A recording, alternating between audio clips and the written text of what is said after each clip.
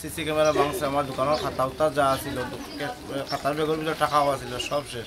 দোকানের মালপত্র নিয়ে রাখছই না করে, তালা তুলা ভাঙ্গিয়া ক্যাশ উস নিয়ে আমার দোকানের মালপত্র, চাউলের বস্তা, মরচর বস্তা, তেল, 5 লিটারের তেলের ক্যান সব ভাঙ্গিয়া গুলা সব রয়ে গেছে।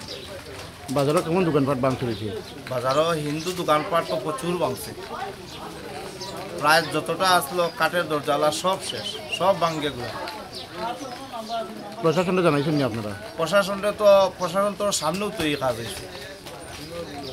প্রশাসনের বিরুদ্ধে কি কইবা? প্রশাসনের বিরুদ্ধে আর কি তা বলতাম, যেটা সঠিক যদি তারা পদক্ষেপ নিত তাইলে এই অবস্থা কোনো সময় হইতো না। কারণ দিনে 11টার থেকে এই ঘটনা আরম্ভ হয়েছে আস্তে আস্তে, কিন্তু প্রশাসন যদি সঠিক ব্যবস্থা নিত তাইলে হয়। এর আগরবারও যে ঘটনা হয়েছে, যদি এটা সঠিক ব্যবস্থা সাথে সাথে না হইতো তাইলে হয় না।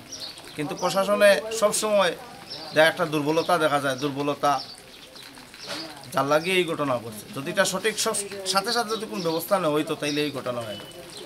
প্রশাসন কি পারে না, আজকে দিল্লি থেকে ফ্লাইটে ধর্মনগর এই আগরতলা আইতে কত সময় লাগে, ধর্মনগর আইতে কত সময় লাগে, ঘন্টা 2 ভিতরে আওয়া যায়। কিন্তু সকাল 11টার থেকে এই প্রবলেম আরম্ভ হয়েছে, আর রাত্রে সম্ভবত 10টা-11টার সময় ভাঙচুর হয়েছে।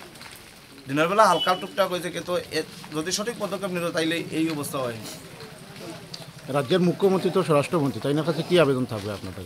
আমরা যে ক্ষয়ক্ষতি হয়েছে এটা আমরা বাজারবাসীর উভয় সম্প্রদায়ের যা ক্ষতি হয়েছে সব দেওয়া লাগে, এবং পুনরায় যাতে এটা শান্তি বজায় থাকে এই ব্যবস্থাটা নেওয়া লাগে।